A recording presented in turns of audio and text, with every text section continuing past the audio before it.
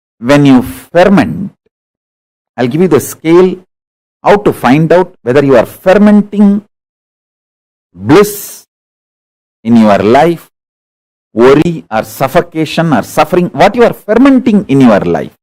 I'll give you the scale. When you allow the fermentation of bliss in your space, inner space, you will be overflowing. You will be just overflowing.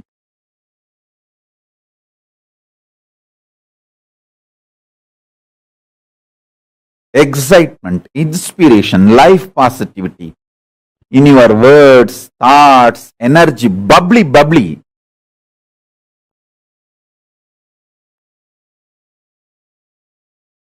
Such an exciting, inspiring.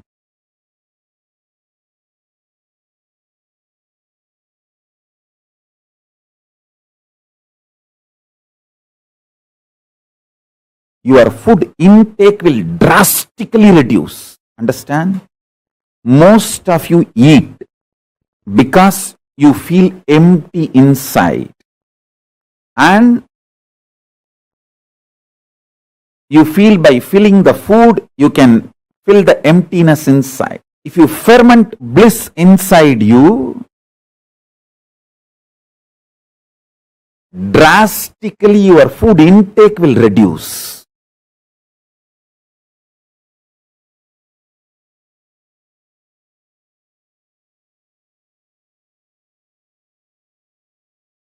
Fundamentally, this principle of rejuvenation and the knowledge about the ultimate reality, the truth, karma,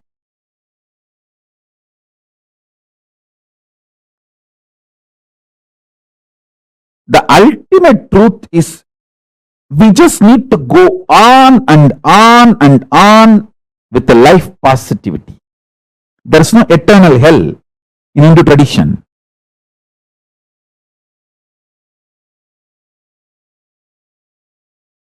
It's giving you chance again and again to be life positive, rejuvenate yourself and rejuvenate everyone.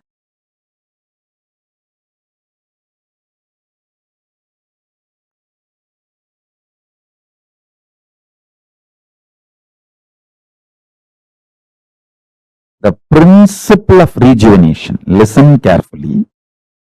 See, once or twice, one day or 2 days, you may miss puja. But if you create the ecosystem of doing puja every day,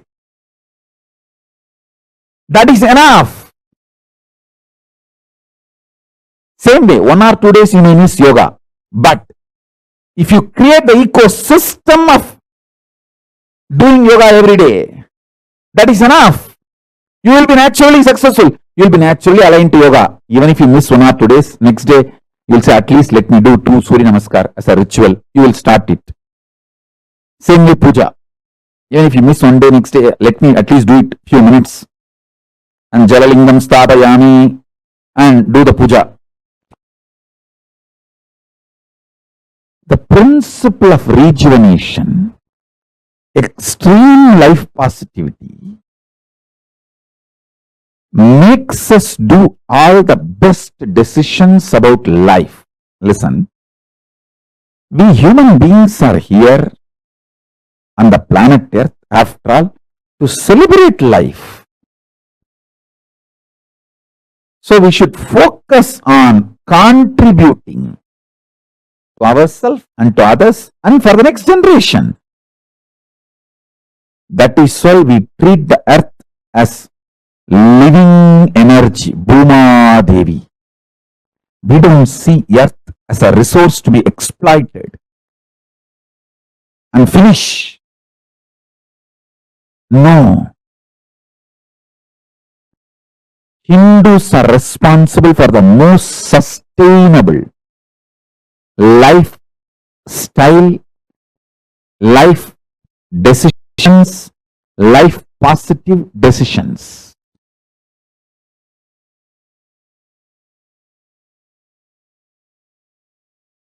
Listen, many times you get so attached with your reactionary, obsessive, compulsive behavior pattern. If somebody points you that pattern, you feel that they are binding you, suffocating you. They are controlling you. Hey, I am telling you who is controlling you and asking you to liberate yourself.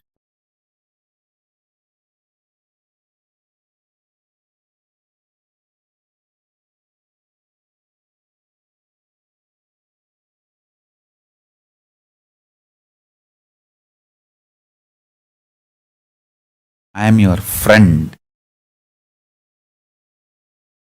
sincere father and mother, not your enemy. I have seen multiple times people, when they associate, identify themselves with their obsessive, compulsive, reactionary pattern and suffocate themselves, they feel the decision they make out of their patterns is much better than living with me or living around me or listening to my truths, and they leave. After that, even though so much suffering comes in their life, they continue to live in that suffering because they took the decision. Their ego and arrogance cannot accept that they failed and come back. Just to retain and maintain their ego, they continue to suffer.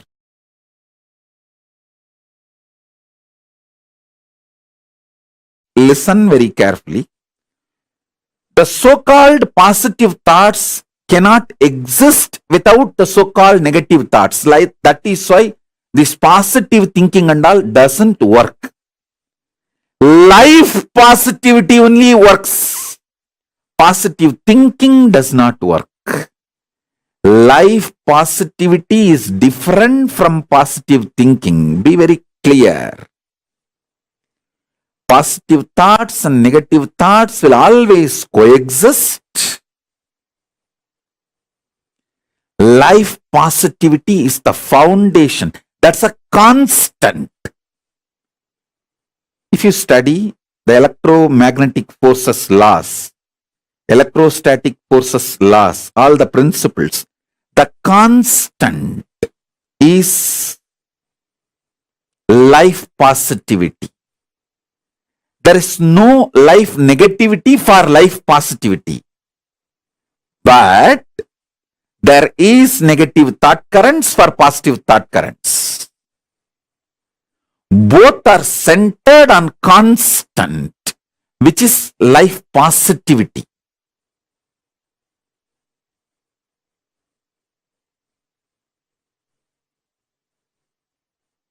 So please understand.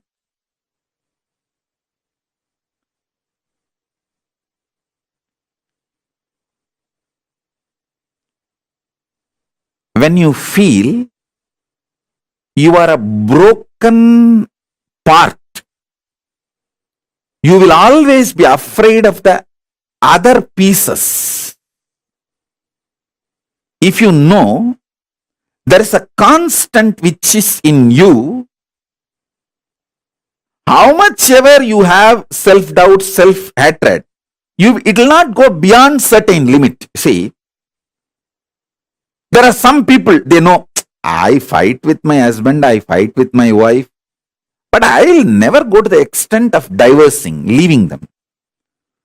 So that is what I call, even for your negativity, there is a limit.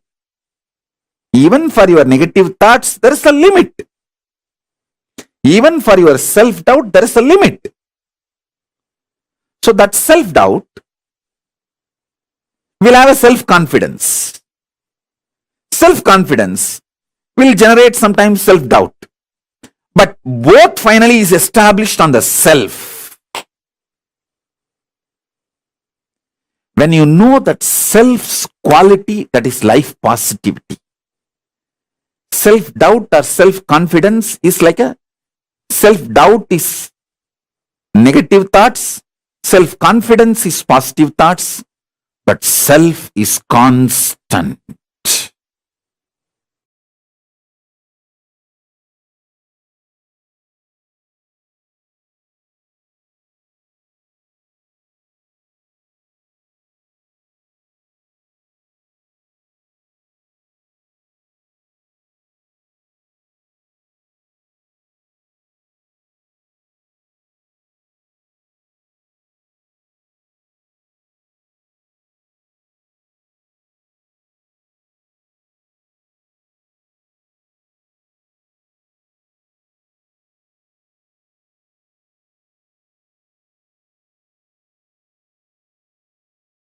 Now listen, let me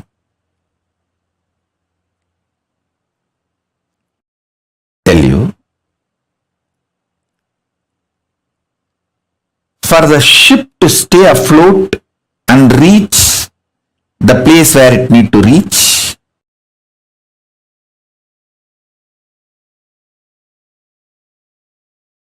everyone in the ship need to be integrated. It's called collective integrity. A maintenance engineer cannot think, oh, I have done my job, but the fuel manager is not doing his job, or the cleaning person is not doing his job. So if the ship sinks, I will not be blamed, I will not be questioned, I am safe. Let whatever happens to others, or whatever others do or don't do, what is there for me.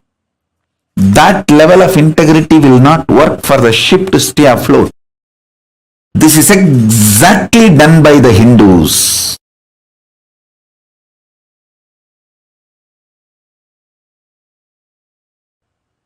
Your heart, which is convinced about integrity,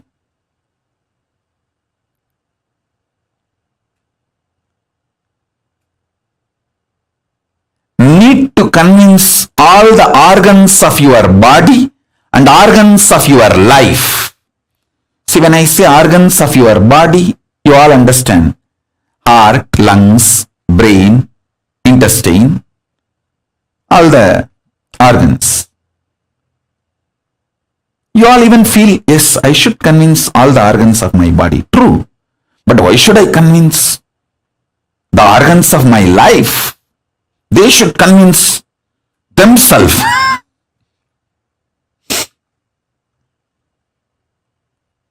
Actually, convincing all your organs and convincing the organs of your life is one and the same. All of you listen. If you are not able to convince your husband, some parts of your brain is still not convinced about it. If you are not able to convince your wife, some parts of your emotions are still not convinced about it. So each organ actually holds the key for each relationship you have in your life. Convincing the organs of your body, convincing the organs of your life is one and the same. That is why I insist on collective integrity. I insist on collective integrity.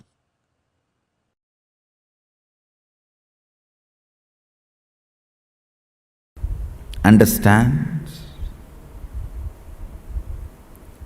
Your stomach pain will be directly connected to the cobwebs you have not cleaned in your bedroom.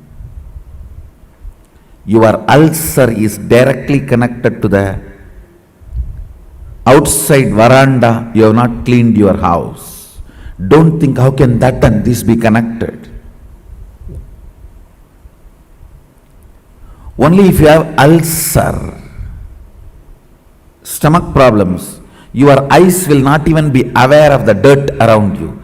If your eyes are not even aware of the dirt around you, something is boiling inside you. You are preoccupied.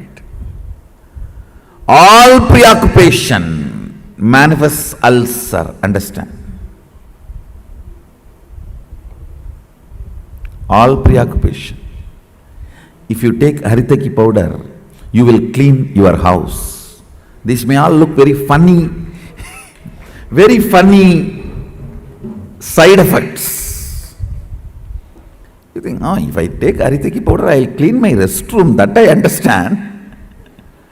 Why will I clean my veranda?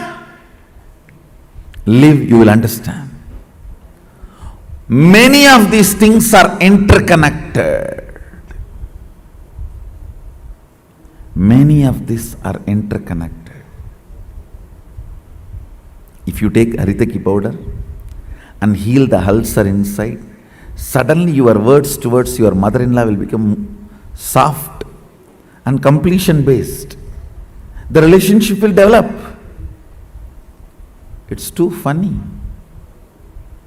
It is too funny.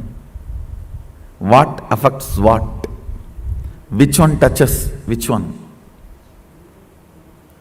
It is too funny.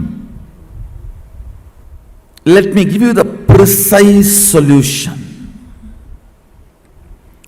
State is achieved by unclutching, completion, all the methodologies of putting you in Nirvikalpa Samadhi as on now.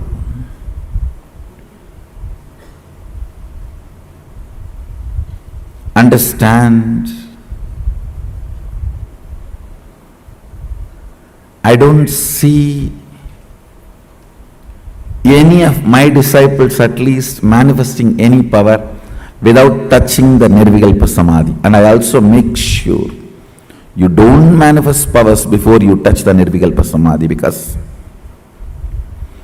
if you start manifesting before you touch Nirvikalpa Samadhi, it will be Siddhi, not Shakti.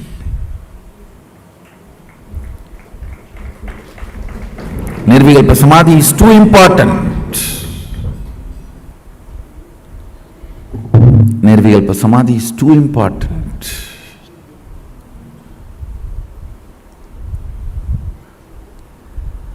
State is achieved by unclutching, completion. Of course, ultimately by initiation. The Shaktipada puts you into the state of Nirvikalpa Samadhi, state of Sadashiva Tattva, oneness with Sadashiva. The space is created by more and more completion with others. When I say completion with others, whatever you perceive or cognize as others, making them part of your oneness is completion with others. Understand, whatever you cognize as others, persons, river,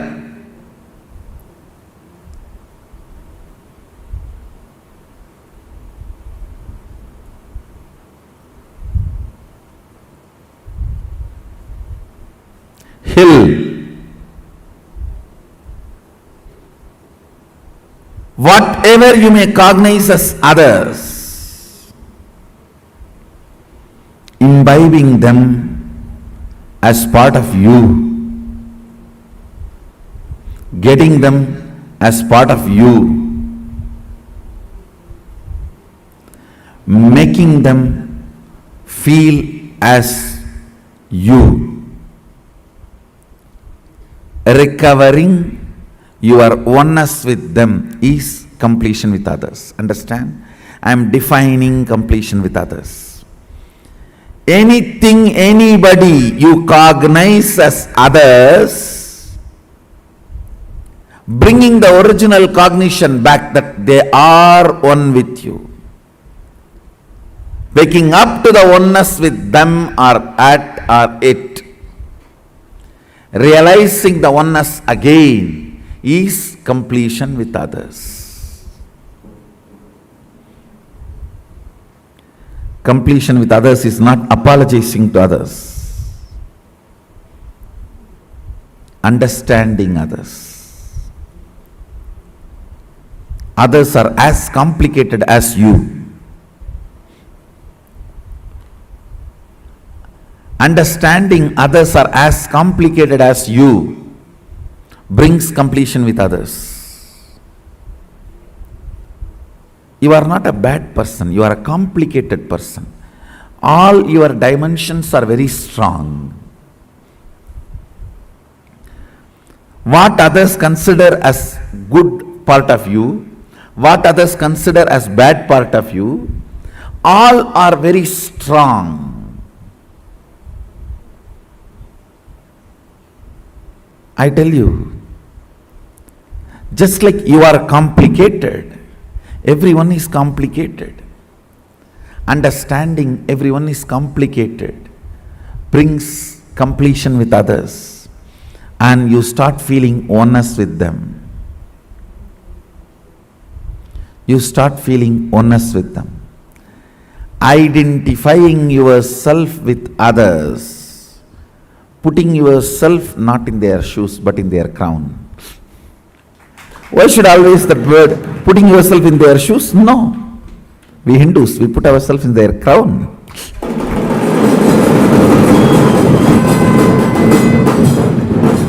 Understanding the complications and realizing the oneness is completion with others. Taking responsibility and enriching. Understand completion with others, taking responsibility for others and yourself, and enriching yourself and others. This is what is creating space. Put more and more energy in that.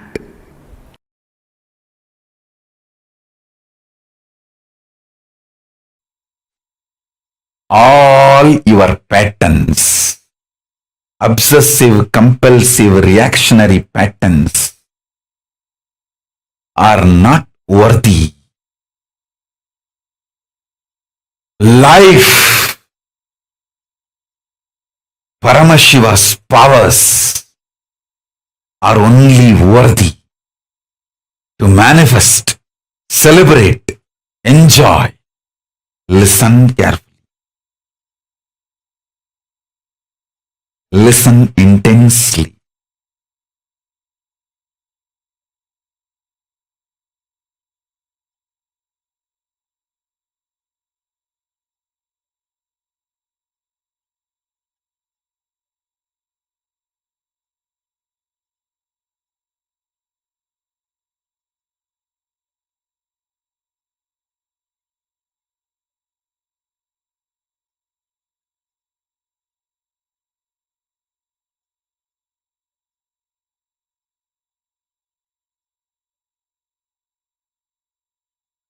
Unable to build collective integrity is just because of your obsessive, compulsive, reactionary pattern. Understand? Whatever stops you building collective integrity is your obsessive, compulsive, reactionary pattern. Sit and pen down what stops you building collective integrity around you. Behave ferociously with those patterns. You usually behave ferociously with the people, not with the patterns. Behave ferociously with the patterns. Behave cutely with the people. You do opposite. You behave ferociously with people and behave very cutely with your patterns.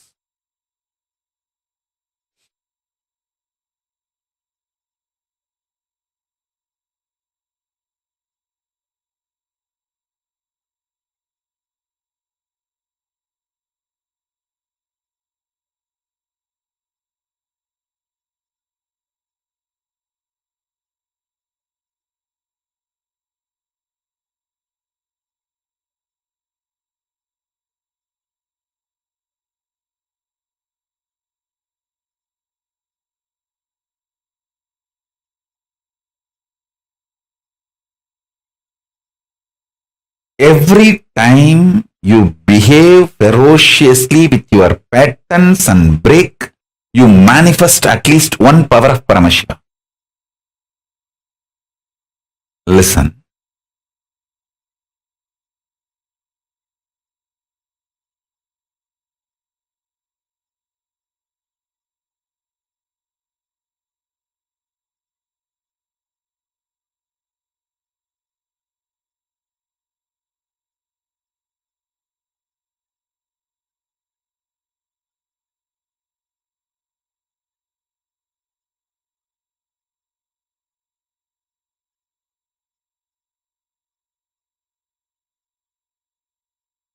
To behave ferociously with your pattern,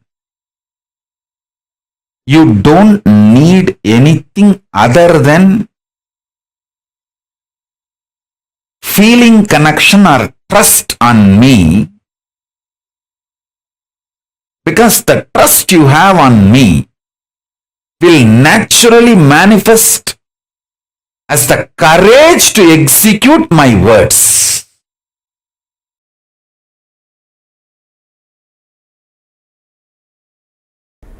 Intense activism, involvement, and deciding to make it happen.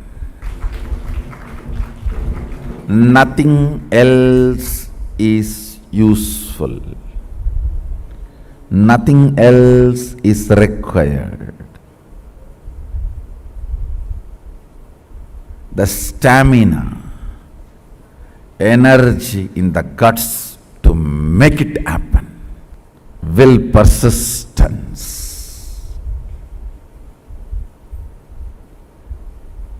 Do you know in how many places the oppositions I am facing? But I don't think even once, I don't feel cognized even once, nobody is supporting me.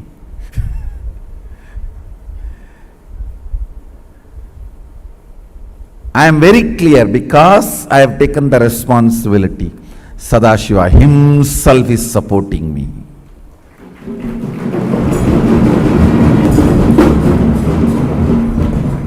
He Himself is manifesting.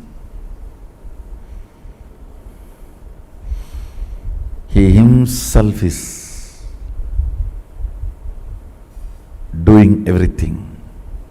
Understand, you will have in your inner space 10 choices. One, oh, I am trying every best, nobody is supporting me. One thought current. Loser. Losers don't sacrifice. Losers are the arrogant, abusive fellows. Out of arrogance and abusiveness, no sacrifice will happen. This is another one thought current. The one more thought current. Oh, if I take the responsibility, I am only questioned, I am not supported. You are given everyday food, that is a support. You are given all your basic needs, that is a support. You are given all the survival needs, that is a support. But nobody bothers about all the support available.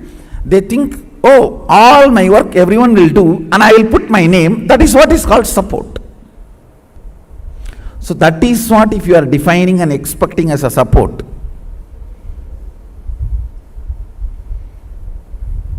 You will have Bodhaganas taking care of you.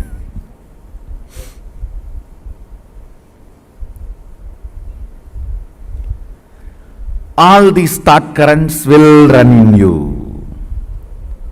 It is you who need to decide to which thought current you are going to give life. To which thought current you are going to give life. You are an adult, decide to which thought current you are going to give life. Your life is going to be like that, that's all. To which thought current you are going to give life, your life is going to be like that, that's all. Understand? Somebody decided to have a Ganga Snan and started his journey from Rameswaram. Today he may not have Ganga. He may have only the streams in the roadside to take bath. but only if he does not dilute his vision, goal. At least after 1 year, he will reach Ganga and have Ganga Snana. Today, you may not be as you really expect you to be or as I really want you to be. You may not be. But only if you keep my vision for you alive and moving towards it, at least in next 1 or 2 years, you will be settled and radiating, manifesting that vision. Understand?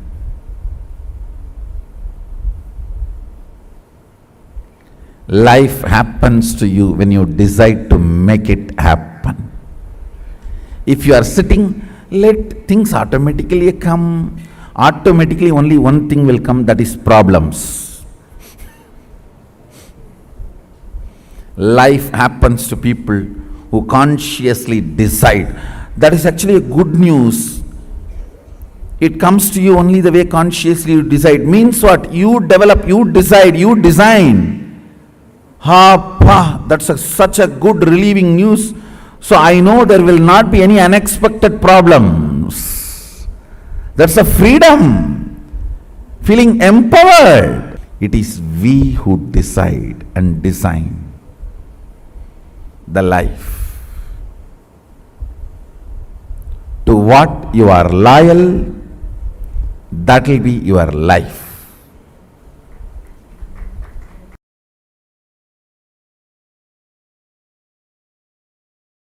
Dhyana means Tailadhara Patra. That's all is defined. Means when the oil flowing from one vessel to another vessel, when it is poured, that is called dhyana. Same way, Ganga moving from one ghat to another ghat, one place to another place, is called Shravana. Understand?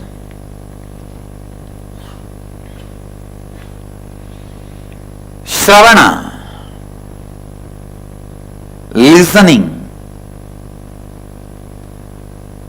is one of the most powerful process to achieve completion. Most powerful process to achieve completion. When no one stands by you, completion can stand by you. When no one listens to you, listening will listen to you. Develop this habit of listening. You having the habit of listening itself will be such powerful friend to yourself. Please understand. You can develop a best friend for yourself through the habit of listening. Your habit of listening can be an amazing friend for you in all your difficult times. You don't need somebody else listening you. Your habit of listening is enough. It can be an amazing friend.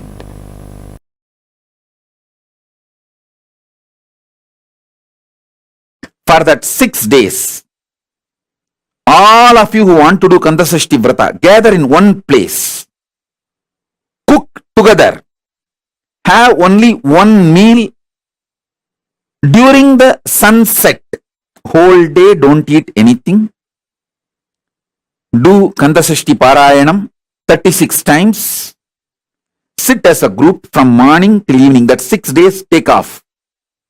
Whoever wants to do Kandasashti Vratam, all of you gather in one place. Stay in one place. Rent a place and stay in one place. From morning till evening. Do 36 times Kandasashti Vrata. Means Kandasashti Parayanam. Kandasashti Kavacham chanting. And evening, before the sunset, have only one meal. All of you cook together. Work together. Cook. Offer it to Subramanya. And eat before going to bed. Late night, do Rudrabhishekam. Listen. In Hindu tradition, in Agamas, Doing Rudrabhishekam to Subramanya is tradition. Night is the time the third eye of the Paramashiva opened up for the Subramanya to manifest. So night time do Rudrabhishekam. After the sunset, do the Rudrabhishekam to Subramanya.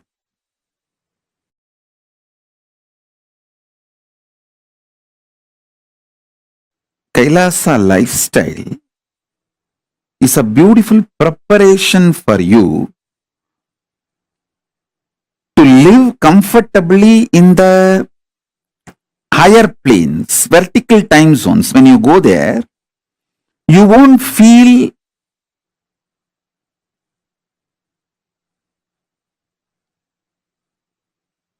cultural shock.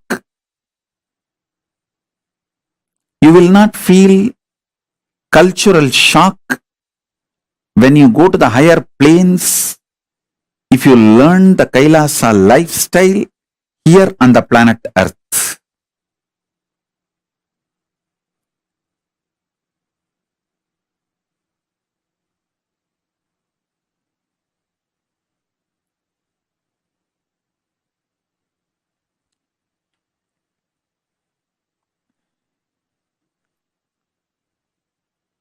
We just need some of the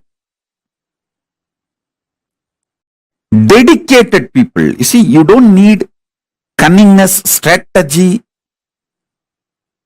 to make Kailasa. You just need Tyagis, dedicated people who have a conscious stamina, will, persistence, making it happen. Will stay strong and make it happen, like Arishchandra, Satyavadi, the Savitri, Satyavan Savitri.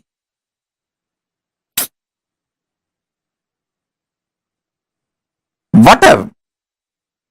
Will, persistence. Nachiketa. Will, persistence.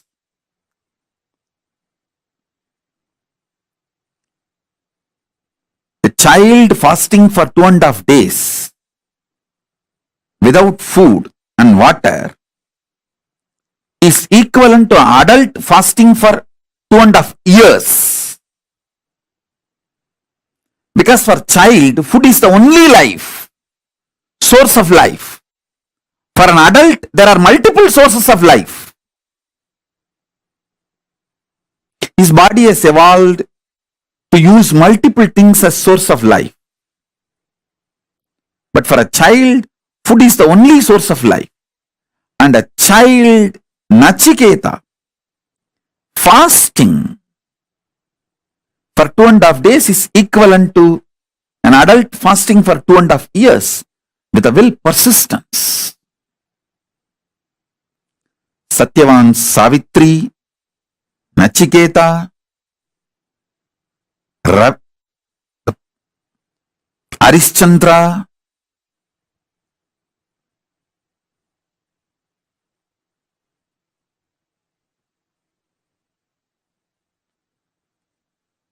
what a will, persistence. We need just few people with that kind of a conscious stamina, will, persistence to create collective integrity, to make collective integrity for Kailasa to happen. They become the foundation of Kailasa's evolution. Not any efficient, cunning, strategic, no. It is dedicated, Tyagis,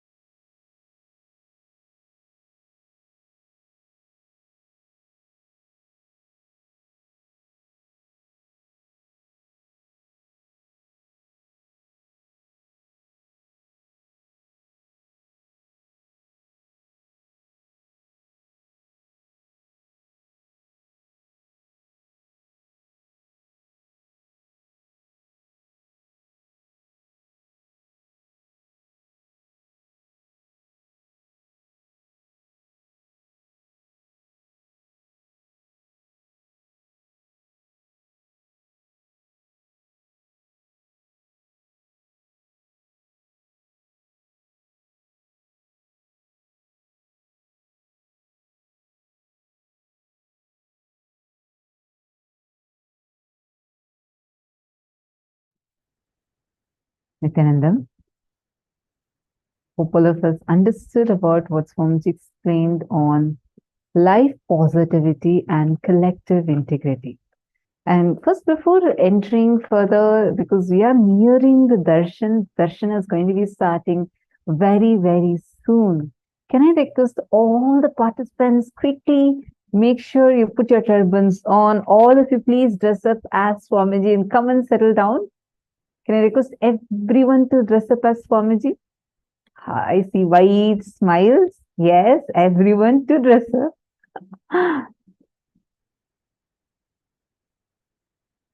Come on. You all can just tie your turbans also and come, just like how Swamiji is. You could tie a turban. And if you have jatas, you could put the jatas nicely. Quickly, all of you tie your turbans, dress up as Swamiji. My Yogamiller, where did your turban go away? I saw in the morning you had tied.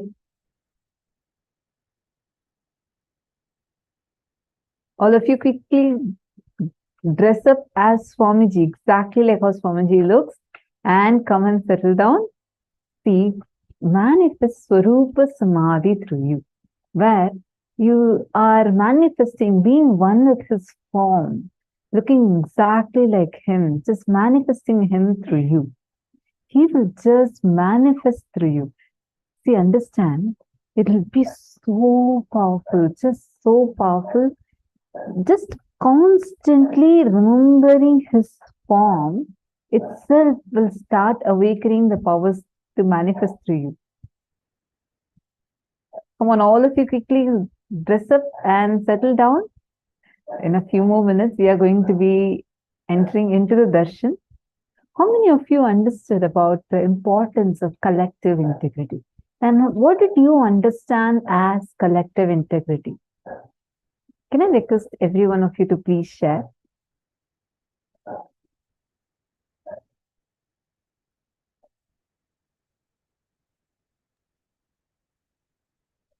One example that Swamiji gives is one of the most best way of understanding what collective integrity is. Whenever we manifest the Ananta Kalyana Gunas of Paramashiva, whenever we manifest that space, any thought process, anything that is reducing us to any other cognition other than the cognition that you are Paramashiva only distracts you. It becomes a load. That is why even responsibility will feel like a load. When you understand the principle of collective integrity and when you function, everything that you will do will be so joyful. Like you will experience so much of joy in what you're doing. You will radiate so much of bliss. All of us are going to carry back this inner space that Swamiji is showering us back in our homes, right? Whichever places we go to, we're going to be radiating this space. Please understand, one of the best ways that you can do it is just by experiencing, manifesting the space of collective integrity where you go on enriching others with the science.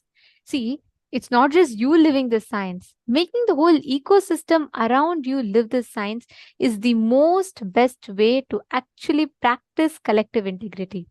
Shane Dennisaya, you don't need a turban. You can just tie a cloth as a turban. Come on, all of you have to dress up. Don't miss out on this. Sitting and just dress up as much as possible. Choose any form of Swamiji that you like. I mean, we have, Swamiji has given us darshan in so many forms. So choose any picture and dress up like that and come and settle down. This is for everyone. Come on, Srinivasa Teya, Rainer, Kaikun, Nithyanandam, everyone quickly.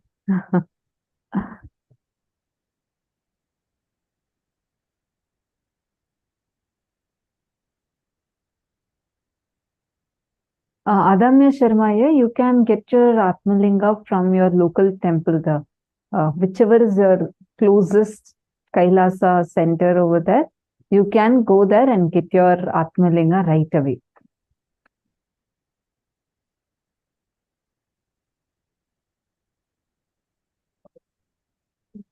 Initiation, one of the most powerful initiation, because ultimately living as Paramashiva is nothing but living as Swamiji. How Paramashiva himself is living. Every aspects that we see, each of us, if the initiation we're going to be receiving today is the initiation of manifesting the Ananta Kalyana Gunas of Paramashiva. All the qualities through the Paramashivam, we've learned so many different aspects, so many different qualities of Paramashiva, right? Right from enriching, compassion, tyaga, and how he is the powerful inner space of Paramashiva and the integrity. So many different dimensions we learned. All these Ananta Kalyana Gunas of Paramashiva, anything with which you describe Paramashiva, of which becomes only an attribute to him. All those Ananta Kalyana Gunas we are going to be receiving as an initiation today. Just with this one initiation, Swamiji is going to be programming your whole inner space to literally manifest the space, the experience of Paramashivoham. So are we all ready for it? Shall we all get ready, enter into the darshan? Can I request all the participants to please settle down? Please come on the camera. Yes, and I'd also like to remind all of you, all the participants, to please be on camera. Anyone who's not in the camera will have to be moved. You'll be moved into the waiting room. You will not be able to sit in the darshan. We request all of you to come in the camera. That's all. Please settle down. Very, very shortly, we are going to be entering the darshan. I see many of you who have tried dressing up.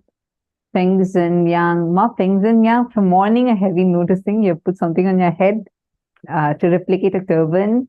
And then Ma Shanta Fields. Okay. All of you look quite interesting through different ways. Each of you have tried. That's nice. Can I request all others also? Come on, Madonna, Yuzi Pan, Ma Nirmala. All of you quickly dress up as Swamiji. Vani, which picture of Swamiji are you replicating? I see I put Basma and come. Which picture of Swamiji are you replicating? Try putting more like either more Rudrakshas like this. It should be matching a picture. Come on. Choose any photo of Swamiji and it should be literally replicating his style. Come on.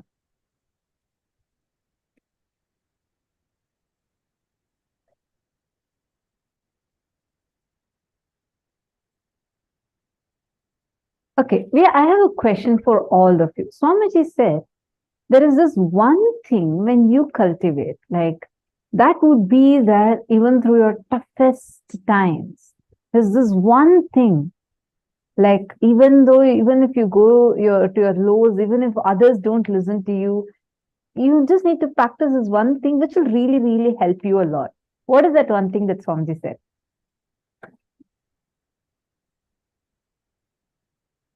Come on, what is that one thing that you need to develop? You see so many more people who have tied turbans. Ma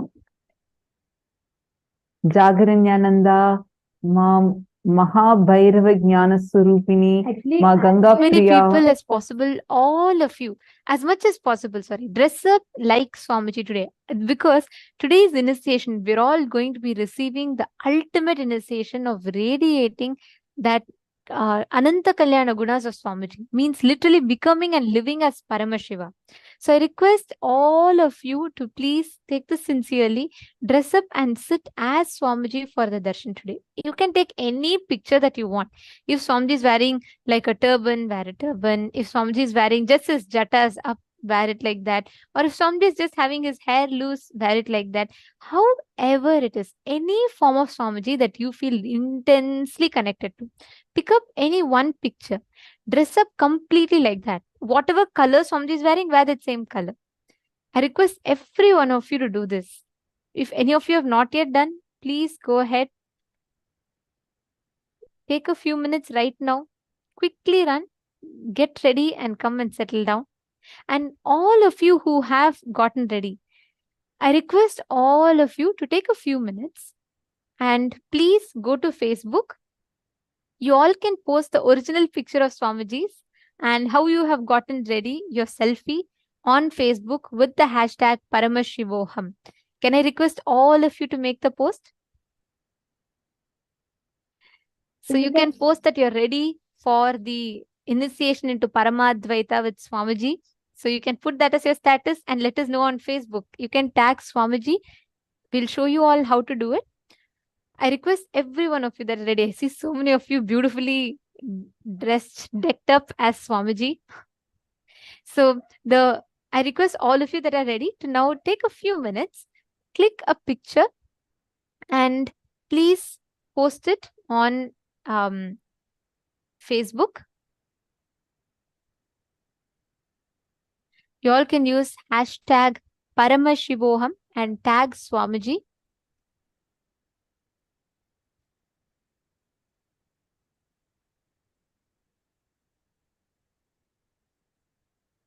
Yes, take a few minutes. We'll show you all how to make the post.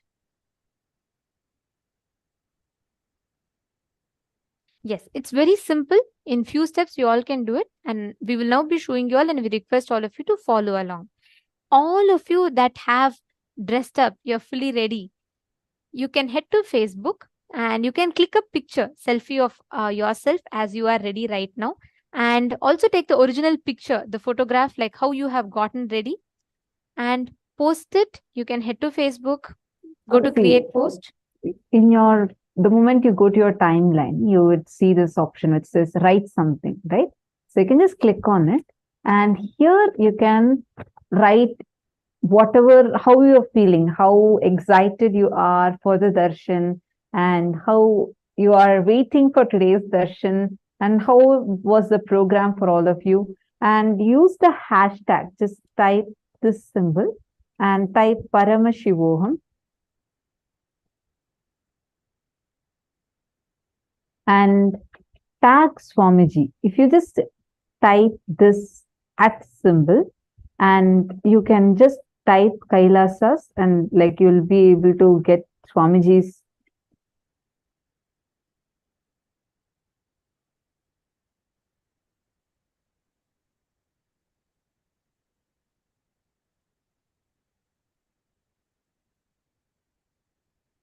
Yeah. So once you type, you put the @ symbol and you type. You can type Swamiji's profile name and you can tag Swamiji and make the post. As soon as you make the post, you can let us know. Take a few minutes. All of you head to Facebook and let us do it now. Let us enrich and let us get ready for this very, very to receive initiation from Swamiji into Paramadvaita, the ultimate initiation of living as Paramashiva. See, that is the essence of Paramashivoham. Whichever aspect of life that you're going to go back to, you're not going to deal with it the normal way. You're not just going to go and be your same old self. You are going to be living, radiating as Paramashiva. So how do you do that? That initiation into Paramadvaita is what Swamiji is going to be showering all of us with.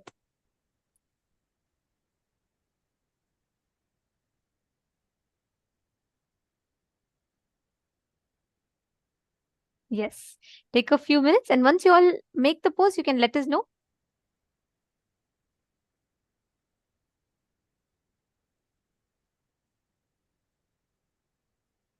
Go to your Facebook and go to your profile. The moment you'll get the notification asking what's on your mind.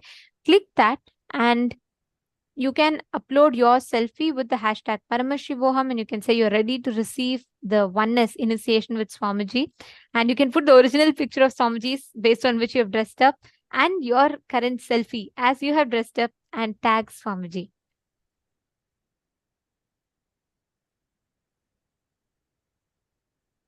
Okay, I see so many of you doing it. Great. And all those of you who have not yet dressed up and gotten ready, come on. Take a few minutes, quickly run, get ready, come back and settle down. This is how it will be looking like. Once you go to your Facebook, just tag Swamiji. If you just type the @ symbol and type Kailasa Shri Nithyananda Paramashivam, it will come. Just click on that and you'll be able to tag Swamiji and use the hashtag Paramashivoham. And all of you will be seeing there's a small symbol, a green color symbol at the bottom here, next to add your post, that says that shows it's an image, right? If you click on that, it'll take you to your gallery and you can post your selfie from that. So take a few minutes, use this hashtag and tag Swamiji, and all of you can make your post.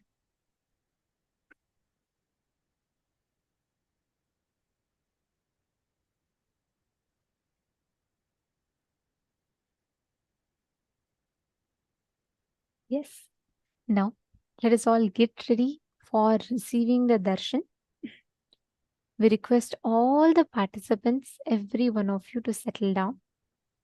Today, during the darshan, we are going to be receiving the essence of what Paramashivoham stands for.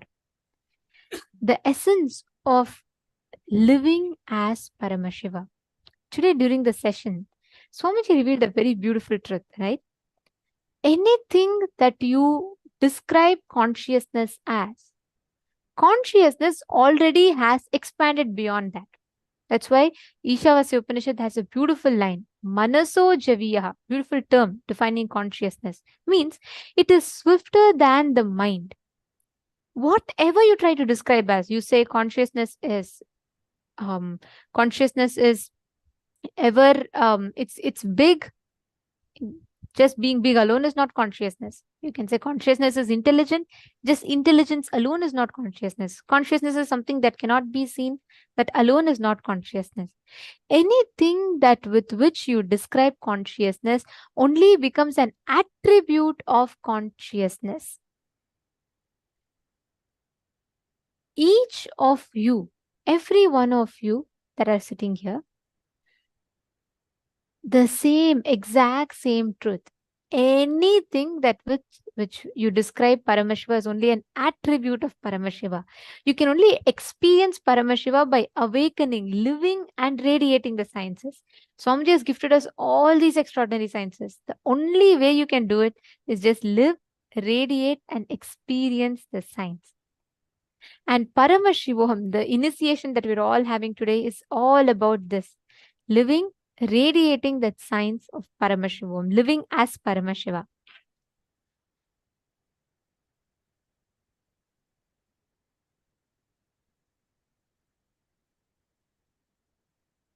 So each of you now, take a few minutes and share with us how many of you feel like this program, like by being here, you have learned a lot. What has your experience been today, being the 21st day of the program? How was it for all of you to attend? I know many of you here, actually, so many of you here are attending this program for the third time, fourth time, fifth time. We have many of you who have been attending without missing. How does it feel for you? What did you learn different? And how was your experience of this program? And also, please share with us, how many of you feel like this, I definitely need to reach this out, at least to my family, my friends, and to more people? Take a few minutes and please share. How many of you feel like this definitely needs to be reached out to more people?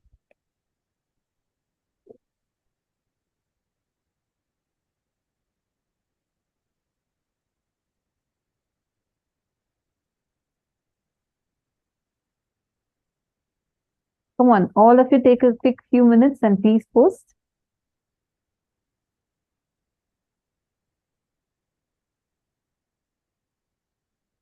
Understand?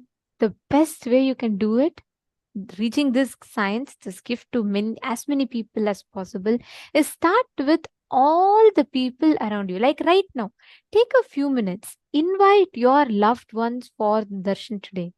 Let them experience this powerful initiation. Let them have this initiation.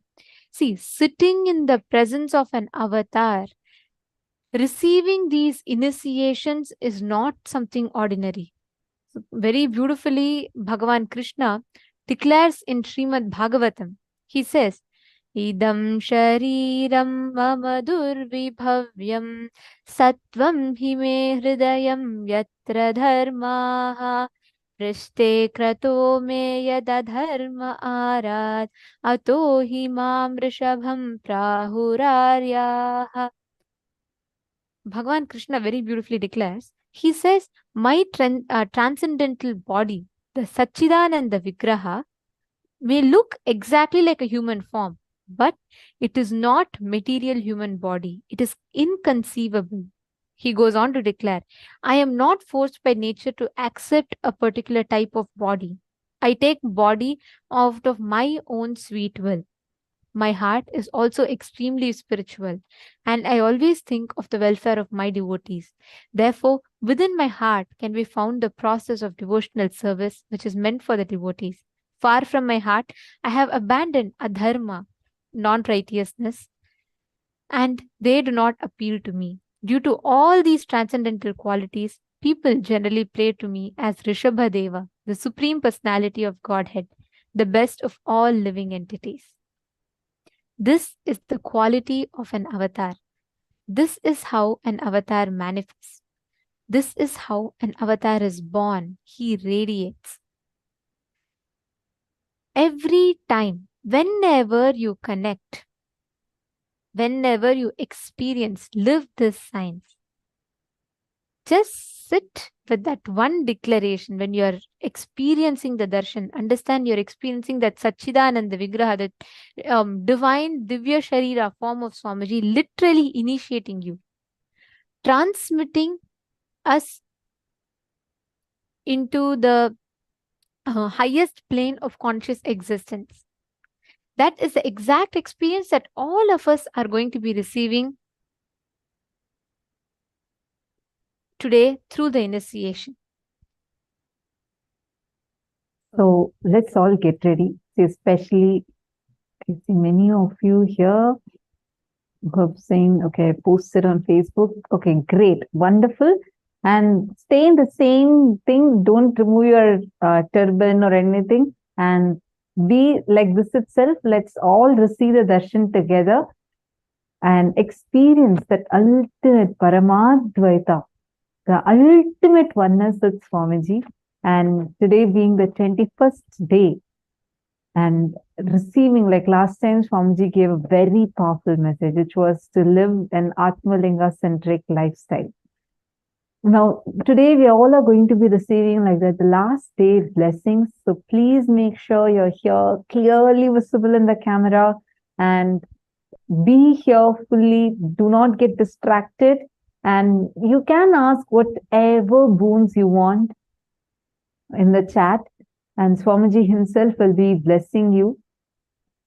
Okay, it's so nice to see so many of, actually in every room I see everyone sitting with some form of a turban tied. Very nice. And some of you are putting more rudrakshas and dressing up in different styles. Whichever form of Swamiji that you like, you have dressed up like that. That's wonderful. See, one thing, understand. Now, when we learn about this collective integrity, this space, what you're learning, right? Swamiji explained about how, like with the example of a ship, it's not enough. It's just one, let's say the captain of the ship alone is perfect and he's doing his what he considers his responsibility properly. But then there's another person who's supposed to be, let's say the carpenter, who's there on board of the ship, and all of a sudden goes and starts drilling holes everywhere. It's not safe for the ship unless everybody is there together with collective integrity. Collective integrity keeps the ship afloat. Unless the collective integrity is there, we will not be able to have the same, like the integrity will not be held the same way. You will not be able to have that a powerful experience. That's it's very, very, very important that you enrich your near and dear ones and make them also as a part of this, and make them as a part of this extraordinary blessing that you're receiving, so that you have a beautiful teamily who also support you in this spiritual path and help you to really manifest Paramashiva through you. Otherwise, now you'll be experiencing such a high, powerful experience. And one call from your spouse is enough. All of a sudden, from Kailasa, you just come down to not even Bhuloka, you start traveling downwards. See, understand, it's the collective integrity that you have. How you build your teamly around you is too important. How many of you are deciding, saying that, yes, I really want to build my teamly around me? And how many of you feel that I want to invite my family and friends for this program? And if you would like us to send the details to them, please take a few minutes and please share it with us.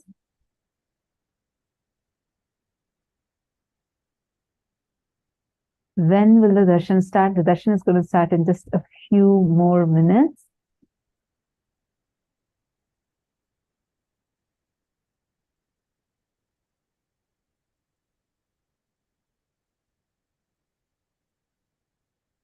How many of you want to share this with others? How many of you want to really share about this program to your friends, your near and dear ones?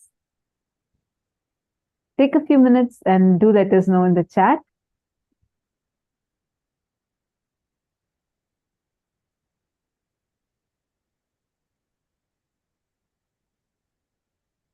And now our support desk team is going to also be sharing with all of you in your respective Zooms the survey form, so that where all of you can share your feedbacks, your experiences.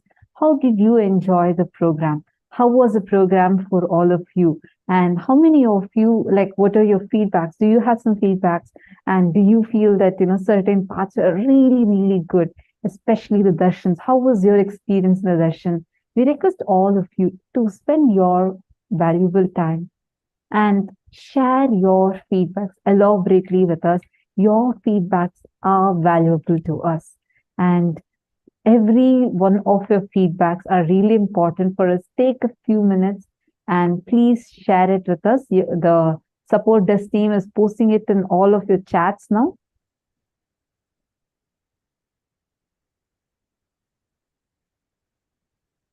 Take a few minutes and please share it with us.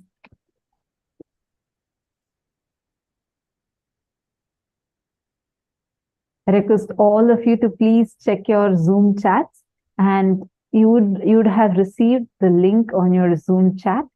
Take a few minutes and head to the form and please fill it out. Share with us how was your experience.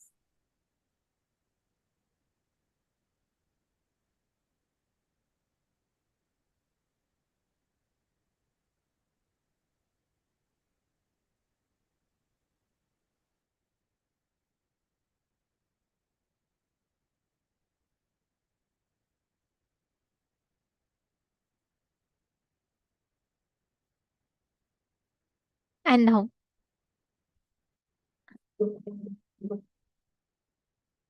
as we all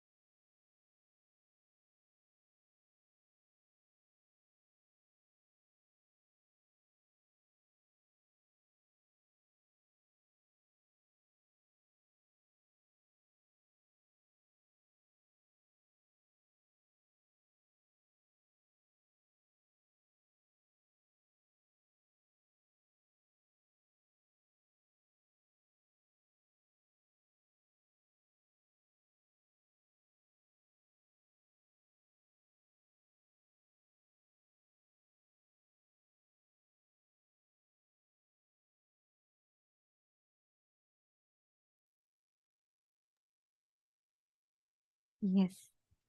Sorry for the technical glitch. Now, as each of us are getting ready, let us all take a few minutes. I request all of you to settle down in front of the camera. Today, you can ask any boons, any prayers you all want to Swamiji. And to all those that are watching us via social media, Facebook, YouTube, and various different social media platforms, we invite all of you to join for the best experience. Please join the program on the two-way video conferencing. You can head to paramashivoham.org. Here, it is not just you seeing Swamiji, even Swamiji sees you. You receive the Nayana Diksha. And that way, you receive the best experience of the initiation. So, we request each of you to please join the two-way to have the best experience of the darshan. And most importantly, the last 21 days, we have been gifted with some of the most beautiful sciences. We all learned about the science of completion, how to overcome the identity crisis that we all have. And after that, we all learned about completion with the world, completion with relationships, completion with wealth, health dimensions. We learned about parallel universe. We learned about time. We learned about vertical time zones. We learned about what exactly is time, Kala. We had the powerful death meditation process. We transcended the fear of death. All the fears, phobias, we overcame that. We learned about enriching, and we learned about how you can experience unclutching advanced sciences, such as being able to manifest levitation, teleportation, materialization, all of these. Ultimately, the essence, all that we learned in the last 21 days is how every moment of our life, we can radiate Paramadvaita with Swamiji, Paramadvaita with Paramashivam. Today, as we come to the conclusion of the 21 days of Paramashivoham, we're all being showered with this as the gift. Please do share your experience. So many of you are posting how you've enjoyed the program. And many of you are posting that you're grateful that Swamiji keeps this program going continuously and that you're able to receive it. The next program is starting very, very soon. It's on the 4th of October, it is starting. And the next season, it's going to be a really special one. And we request all of you to take some time and invite all your family members, friends. How many of you, see many of you sharing how it's being very good for you. Suraj Patel, it's your first day here. That's wonderful to know. And you're saying, but it's too good. Actually, this is a 21 days package. We highly recommend you to attend the full 21 days. Actually, Swamiji says you should attend the full 21 days at least 3 times, because that would only help you to experience the program completely. And it will help all of us to manifest that ultimate Paramadvaita with Swamiji. And you'll see whether it's your health, wealth, relationships, in all these aspects, it will give you an amazing breakthrough. So do attend the full 21 days. I request all of you to share how many of you want to share this program with all your friends and family.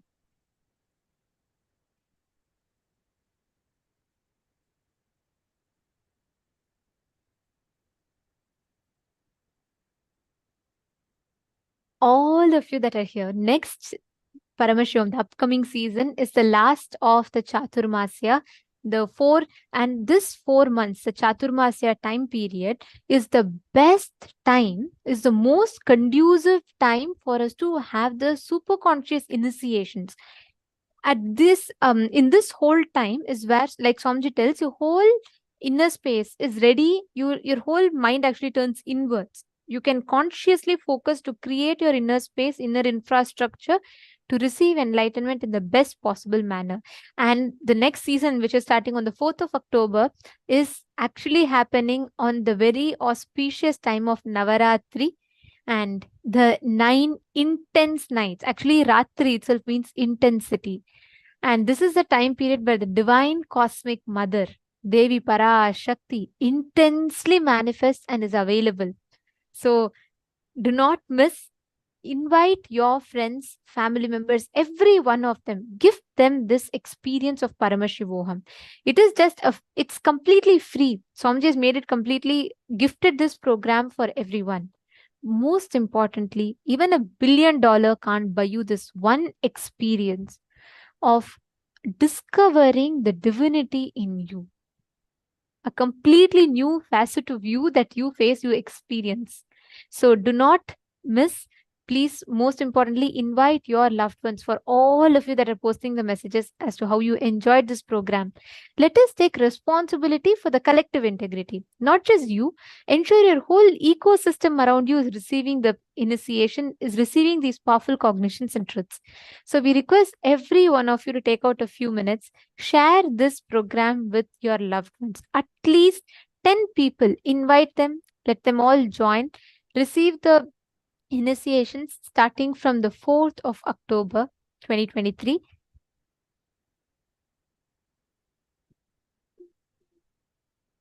Yes. Okay, the chat is actually flooded. Many people are posting. Great. Good to see so many of you have put how you've enjoyed. Even many of you who have come for the first time, you all have posted how it gave you a completely different introduction to who you are, what you are. That is precisely what Paramashivoham is all about. Like Swamiji said, on day 1, we all had the session where Swamiji said, by the end of this 21 days, you will forget yourself. You will only remember you as Paramashiva. Whenever you talk to you, you will talk to yourself as Paramashiva. You will be reminded about your existence as Paramashiva. And we're already here receiving that ultimate initiation, the Paramadvaita Diksha, to experience ourselves as Paramashiva, the ultimate superconscious divinity in us. Yes. Now, let us all get ready to receive the darshan. I request all the participants to please settle down. Please do not move around. And I request all of you to be visible in the camera. I see some of you are not completely visible in the camera. Please make sure you're all sitting down, being visible in the camera completely. And during the darshan, we will also be having the voting that will be happening. So we request all of you to make sure you're participating in the voting, and the link will be projected for you on the screen. And during the darshan, Swamiji himself would be actually seeing each of the screens and each of your messages and blessing you. So make sure to keep an eye on your chat, every message